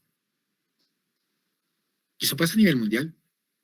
Y no es que yo esté en contra del aborto. Yo soy de las personas más justas, más equitativas, que aceptan diferentes paradigmas, pero creo que yo debo brindarles todas las opciones de conocimiento y que ustedes elijan su propio juicio. Entonces, acá viene justamente lo que les estoy mencionando, ¿no? Entonces, ¿hasta dónde va mi moral? ¿Hasta dónde va lo que yo considero que es correcto o incorrecto?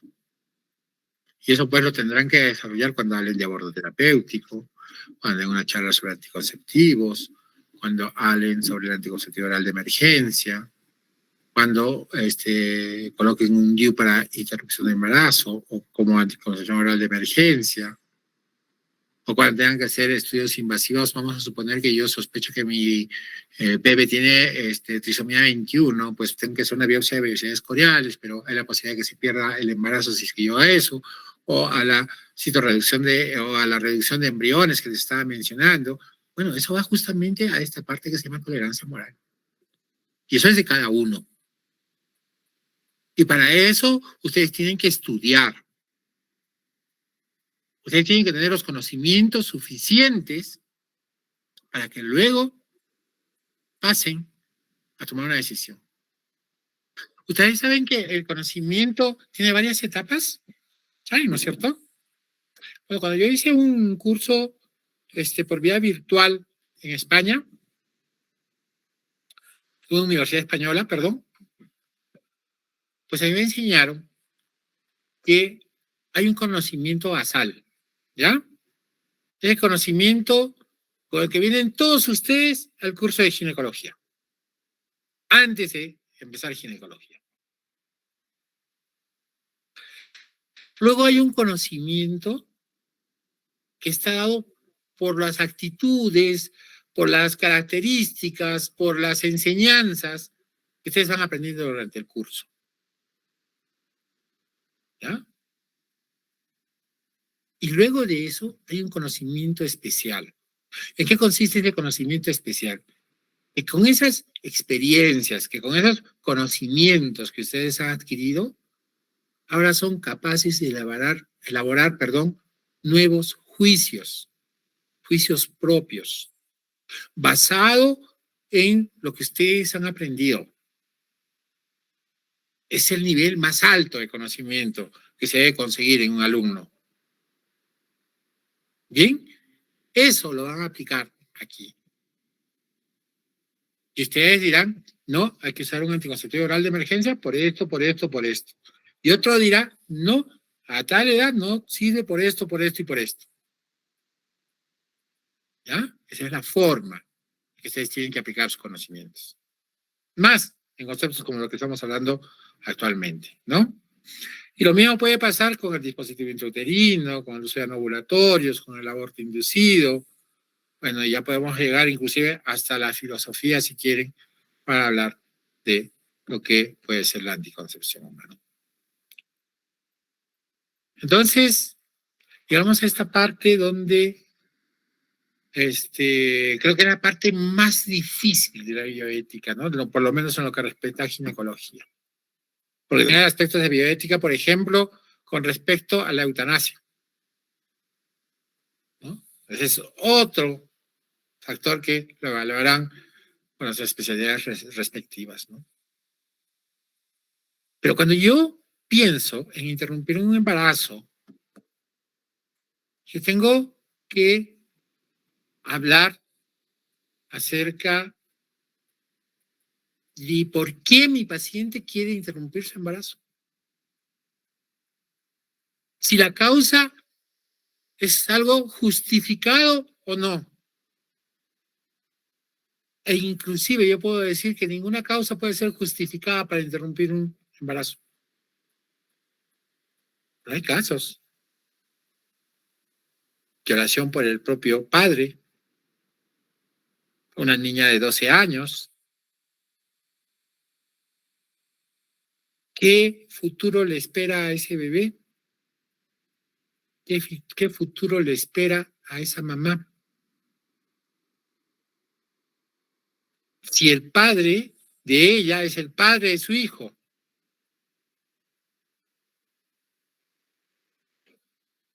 ¿Pero esto justifica realmente un aborto?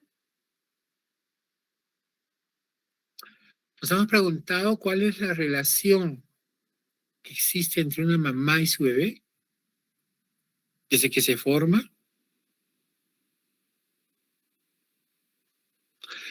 Nos hemos preguntado que las opciones de la mujer son pocas.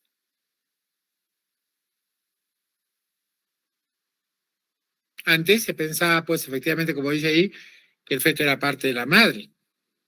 Y si a eso le añadíamos todavía la concepción cristiana, pues ya estaba condenada a que tenga su hijo. Y donde se da un vuelco total es en el año de 1973 en Estados Unidos, cuando se legaliza el aborto. Pero todas estas cosas tenemos que pensar nosotros antes de pensar en interrumpir un embarazo. ¿Ya? Muy bien. Hasta aquí. ¿Alguna pregunta?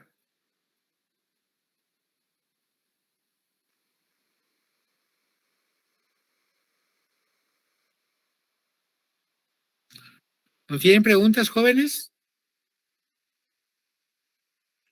¿Están ahí o ya se fueron a almorzar? Estamos aquí, doctor. Estamos aquí. Más les vale. O me dejan hablando solos nomás. Bien, si no tienen preguntas, vamos a continuar con la última parte de la clase. Entonces, ¿se acuerdan de ese ejemplo que les puse hace poquito? Del hecho que una señora la obligaron a llevar un embarazo por 9 meses, sabiendo que ese no iba a sobrevivir. ¿Eso ustedes consideran que era justificado abortar o no?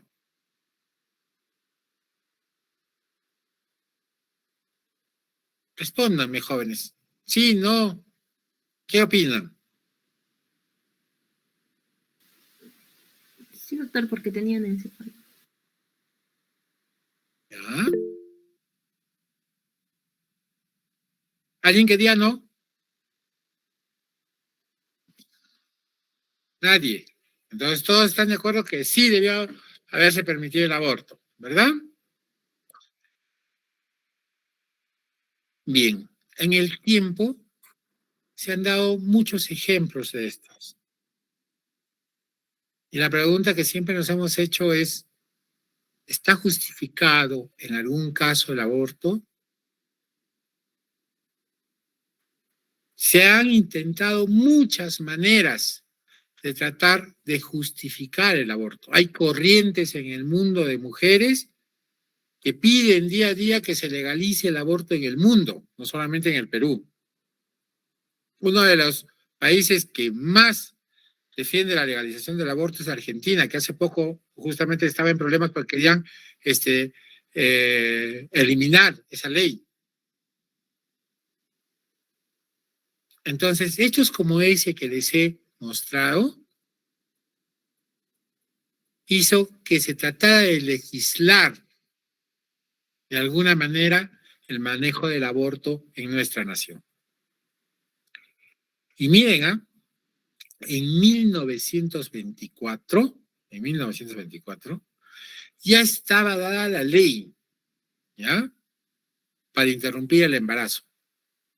Y hasta hace pocos años, me parece que el 2016, si es que no me equivoco, recién se aprobó. Miren cuántos años han pasado para legalizar una ley del aborto en el Perú. ¿Ya? Pero no cualquiera entra dentro de esta ley. O si quieren, por el contrario, podemos decir que hoy en día el aborto puede ser considerado no punible. Y les voy a explicar por qué. Cualquier tipo de aborto que no sea un aborto terapéutico en el Perú está penalizado. Y está penalizado para quien se lo realiza y para el que lo realiza. ¿Ya? Entonces, el único motivo por el que no hay pena de cárcel es el aborto terapéutico. ¿Y qué cosa quiere decir aborto terapéutico, doctor? Y esto muy claro, por favor. ¿Ya? Es aquel aborto que se realiza con la única salvedad de evitar que la madre se muera o tenga complicaciones graves y permanentes por el embarazo. Por ejemplo, un lupus con problema renal que se agrava con el embarazo. Esa paciente se puede morir o va a ir y hacer una insuficiencia renal crónica de por vida. Entonces, ese es un caso, por ejemplo, de un... Como les dije, esa ley se dio ya en 1924. Terapéutico. Y la finalidad de este aborto permitido, ¿no? ¿Ya? Es proteger a la madre. ¿Listo? Ese es el concepto que nosotros debemos manejar. Y estas son las normas legales. Dice, no es punible el aborto practicado por un médico que tenga, miren, el consentimiento de la mujer embarazada o de su representante legal, si es que ésta no estuviera consciente. Y tiene que tener otra característica. Es el único medio para salvar la vida de la gestante o para evitar en su salud un mal grave y permanente. ¿Ah? Esas son las características que tiene que tener para ser considerado un problema de para que tiene que ser resuelto a través de aborto terapéutico. Y la otra norma penal es este artículo 20, que habla acerca de la responsabilidad penal. Y dice, el que ante un peligro actual e insuperable de otro modo, que amenace la vida, la integridad corporal, la libertad u otro bien jurídico, realiza un hecho destinado a conjurar dicho peligro de sí o de otro, siempre que concurran los siguientes requisitos. Cuando de la apreciación de los bienes jurídicos en conflicto afectados y de la intensidad del peligro que amenaza el bien, en este caso la madre, ¿no? Y cuando se emplee un medio adecuado para vencer el peligro, en este caso, está predominando el aborto. ¿Ya? Entonces, el anterior fue la ley que nos dice por qué podemos realizar un aborto terapéutico. Y esta es el artículo que nos va a salvar de irnos a la cárcel. ¿Ya? Así de sencillo o de difícil está la cosa. Este es un caso que tuvimos nosotros. ¿Ya? Se acerca una paciente, ¿ya? Lo voy a leer así, esto me pasó a mí, ¿no? Por eso lo he puesto acá. Paciente de 30 años que acude a la jefatura del Departamento de Ginecología y Obstetricia, indicando que es portadora de leucemia. Y hace 4 semanas se enteró que está gestando. Ella recibe quimioterapia actualmente y desea le practiquen un aborto y por lo cual se le da la consejería. La paciente ha presentado una denuncia a la Fiscalía, quien indica se revise lo actuado y solicita un informe. Quiero rápidamente unas 2 o 3 opiniones y saber, ¿está bien? ¿No está bien? ¿Se optó bien? ¿Qué debimos haber hecho? Lo que sea, su idea. A ver.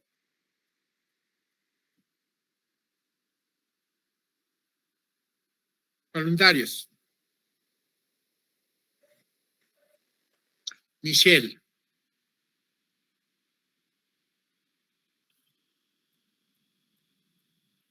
Michelle. Gracias por ser voluntaria. ¿Qué te parece?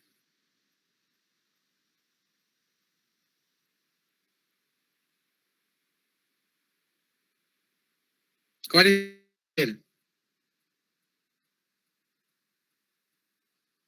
es tu opinión?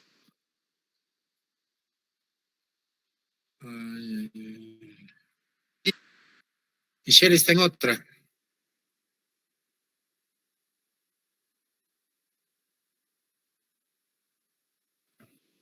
Alexis. Presente, doctor.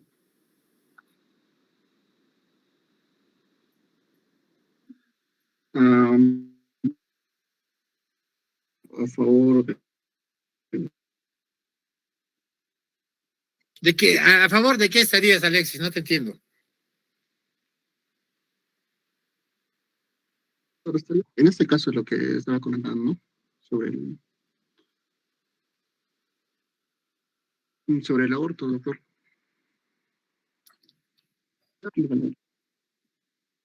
Anaí, ¿qué opinas tú?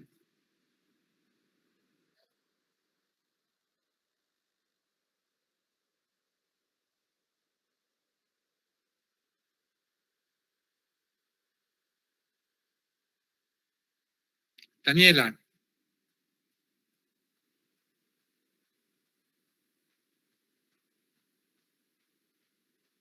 Daniela. Sí, doctor, leyendo el caso, yo creo que, bueno, es un poco complicado, la verdad, no, es que todavía mi concepto de aborto no lo tengo muy claro, pero según el caso, yo creo que la paciente tendría derecho a realizarse el aborto, gracias, ya que, pues, creo que sería un riesgo para el bebé de por sí estar bajo quimioterapia, ¿no? Bien, Pero Daniela. también es un poco controvertido. La verdad es que también como le digo, no tengo una opción clara. Muy bien, Daniela. Diego. Diego Armando. Doctor, buenas ¿Cuál? tardes. Yo creo que la paciente debería realizarse, ¿no? El aborto terapéutico, creo, ya que va a traer posteriormente en el futuro, ¿no? Consecuencias para el bebé también, ¿no? Y como dijo Daniela, también un poco estoy en controversia también, ¿no? Porque no, es difícil en estos casos tomar una decisión así, doctor. Nada más, doctor. Ya.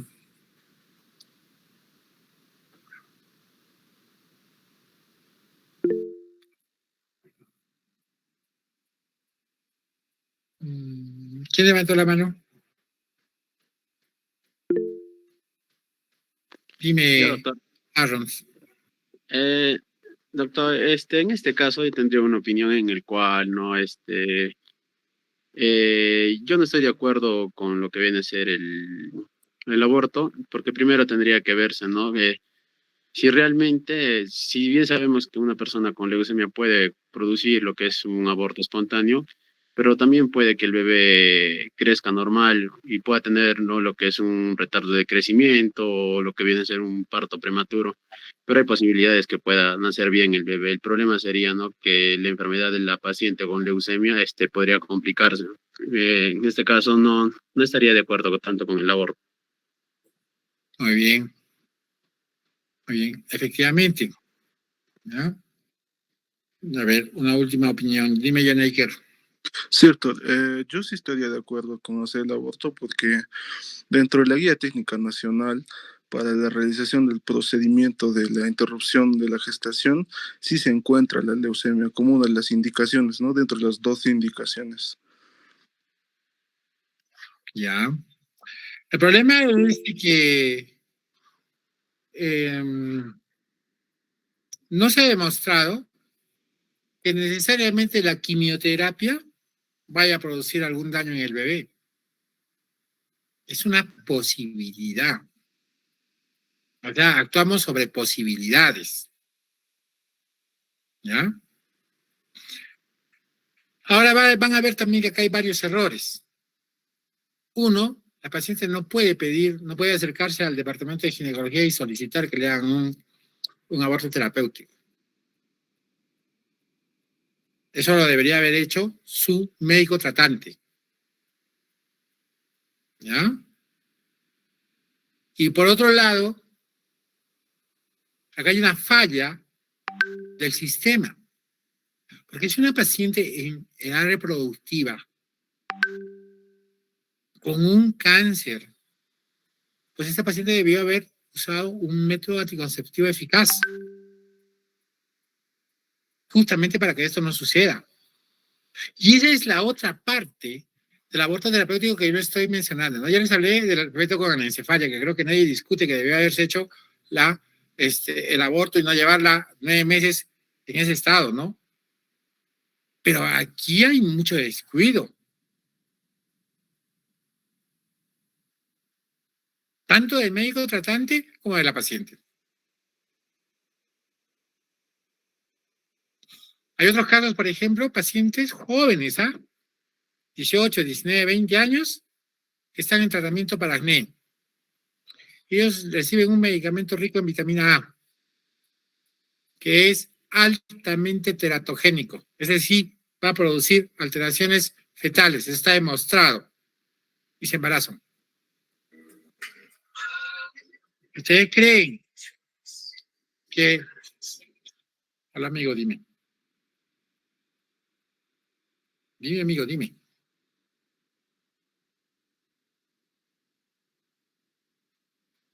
Sí, pero lo voy a hablar contigo personalmente. Quiero hacerlo contigo. ¿Ya? Listo. Ya. Entonces, y yo les pregunto, ¿y quién es culpable pues de que se haya embarazado? ¿No es ella? Pero me van a decir, pero ya se está juzgando. Todas las que se embarazan son culpables de haberse embarazado. Bueno, eso para que ustedes lo tengan en cuenta. Bien, esta es la Guía Técnica Nacional para la interrupción del embarazo antes de las 22 semanas. ¿Ya? Lo que estábamos hablando. ¿Ya? Entonces, ¿qué dice esta Guía Técnica Nacional? Que existen aproximadamente 11 entidades que debe tenerse mucho cuidado y que son susceptibles de aborto terapéutico. Con el punto número 1, embarazo ectópico, tubario, vamos a ir a un aborto y lo que vamos a hacer es tratamiento, ¿correcto? Igual pasa con el punto número 2, donde dice mole y activiforme parcial y con hemorragia de riesgo materno. Creo que ahí nadie tiene ninguna discusión ni moral ni en valores para decir que esta paciente sí debería ir a un aborto, aunque hay casos de mole y activiforme parcial con feto vivo que están registrados. ¿Ya? Pero vamos a partir del número 3. Miren. Hiperemesis gravídica refractaria al tratamiento con deterioro grave hepático o renal. La paciente, no sé si les conté, una paciente con embarazo gemelar que estaba con náuseas y vómitos, que terminó muriéndose un bebé, luego el otro, y luego se murió la mamá. Ese es el caso. ¿Ya? Ese caso yo lo recuerdo mucho porque un colega dijo, hay que hacerle un aborto y los demás médicos se le fueron encima y le dijeron de todo al pobre médico. Punto número 4, dice neoplasia maligna que requiera tratamiento quirúrgico, radioterapia y o quimioterapia. Es el caso que acabamos de discutir. 5, paciente con insuficiencia cardíaca congestiva, clase 3 o 4. O sea que ya está postrado, ¿no es cierto? Por cardiopatía congénita o adquirida, con isquémica refractaria al tratamiento.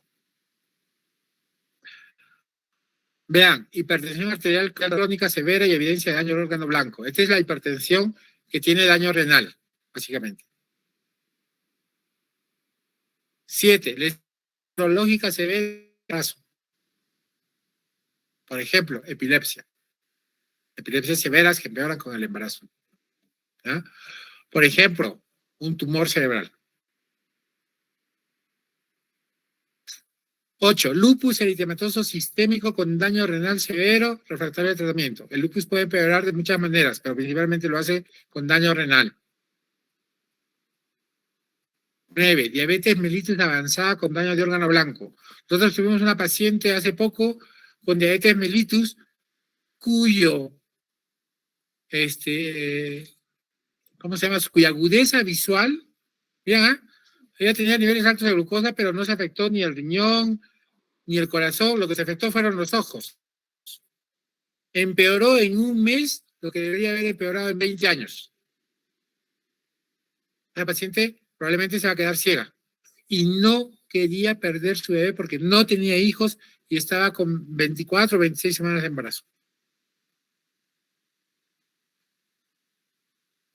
Entonces también hay lo otro, que el médico decía por el paciente. 10. Insuficiencia respiratoria severa demostrada por la existencia de una presión parcial de oxígeno menor a 50 mililitros de mercurio y saturación de oxígeno de sangre menos 85% y con patología grave. Insuficiencia respiratoria. Que obviamente empeora con el embarazo. Pero esto que les voy a leer es lo que más cuidado debemos tener. Dice, cualquier otra patología materna que ponga en riesgo la vida de la gestante o genere en su salud un mal grave y permanente, debidamente fundamentada por la Junta Médica. Díganme ustedes qué paciente que haya sido violada, que haya tenido un embarazo no deseado con su pareja, va a estar bien desde el punto de vista mental. Y este es el punto que trae mucha controversia, porque cualquiera mujer gestante pues podría aducir que tiene un problema de depresión por el embarazo y ser sometida a un aborto terapéutico.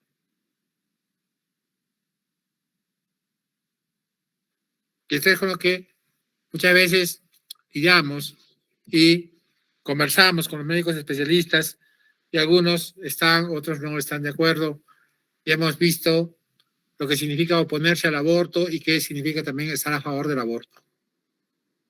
Y esto tiene un procedimiento, ¿ya? Y lo primero que ustedes deben saber es que lo que va a pasar es que el médico tratante le va a decir a su paciente, vamos a suponer a esa paciente con leucemia, ¿no? La hematóloga le dice, ¿sabes qué? Tú vas a recibir quimioterapia, los riesgos para tu bebé son estos, puede que también no le pase nada, pero tú tienes que tomar una decisión. Vamos a suponer que la paciente decide interrumpir el embarazo. Muy bien. Entonces, en ese caso, el médico tratante debe generar una solicitud dirigida a la jefatura del Departamento de Ginecobstetricia pidiendo la interrupción del embarazo. Para eso, junto con esa solicitud, acompaña un resumen de la historia clínica y justifica por qué debe interrumpirse ese embarazo, cuáles son los riesgos para la mamá, para el bebé y qué opciones de tratamiento va a tener la paciente para su enfermedad, ¿no? Una vez que nosotros recibimos dicha solicitud, pues en 24 horas tenemos que llamar a una junta médica. Junta médica que debe estar integrada por 3 médicos ginecólogos. Y ellos deben informarse del caso, inclusive pueden citar a la paciente, hacerle exámenes, etcétera, etcétera, ¿ya? Y van a llegar a una decisión. Esa decisión de la junta médica, ¿ya?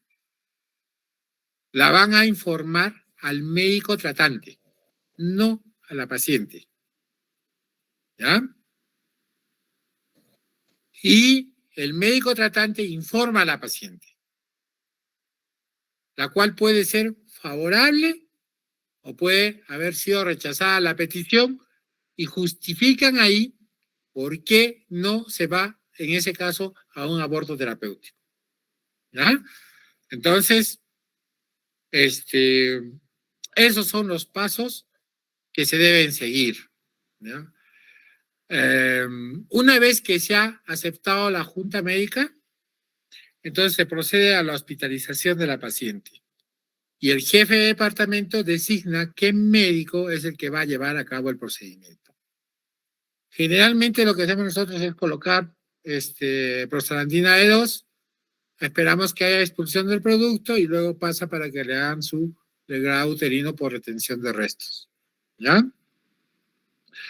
¿Cuánto tiempo puede esperar la gestante desde que se solicita la interrupción del embarazo hasta que se realice el procedimiento? Se dice no debe exceder de 6 días. ¿Ya? Y 6 días calendarios, acá no hay 6 días hábiles. ¿Ya? Este procedimiento tiene que tener conocimiento de la dirección, tanto antes como después del procedimiento, ¿ya? Si por A o por B la jefatura no cumple con convocar a la Junta Médica, esto pasa inmediatamente al director y el director tiene que convocar a esa Junta Médica. Y obviamente hay responsabilidades que van a recaer sobre las personas que no cumplieron con llamar a la Junta Médica. Ahora, dentro de los 3 médicos que integran la Junta Médica, se recomienda que 1 o 2 sean ginecólogos. Inclusive pueden ser 3. Y el otro especialista debe estar relacionado con la patología que afecta a la gestante. Entonces, si es una paciente que tiene leucemia, pues probablemente yo llame a otro hematólogo o a un oncólogo para que dé su punto de vista que puede estar de la mano con lo que dijo el hematólogo o no. Entonces, esa es la forma de hacer la Junta Médica. Y finalmente, la Junta Médica hace el informe médico, ¿no? Después de haber realizado los exámenes, la revisión de la historia clínica y debe dictaminar. El plazo máximo es de 48 horas, ¿ya? Y una vez que da el visto bueno, pues el médico tratante pues le comunica a la gestante acerca del resultado de la Junta Médica y proceden a su hospitalización, donde debe firmar su consentimiento informado. Esto es muy importante, ¿ya? Si la Junta Médica dice que no procede la interrupción, entonces el médico tratante debe informar de esta decisión a la paciente. Y la paciente puede solicitar otra opinión, pero esta vez ya dirigida al director del establecimiento de salud, ¿ya? Y entonces se forma una nueva Junta Médica con otros médicos que no pueden ser los mismos, ¿ya? Y eso se tiene que resolver en 48 horas. Y ellos también deben emitir una conclusión. ¿Listo?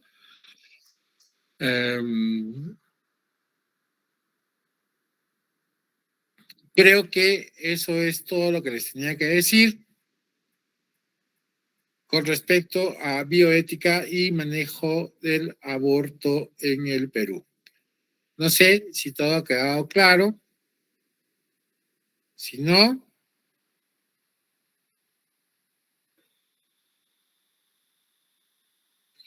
muy bien, no sé realmente cuántos estarán, pero no les voy a tomar lista porque hoy día es feriado para ustedes.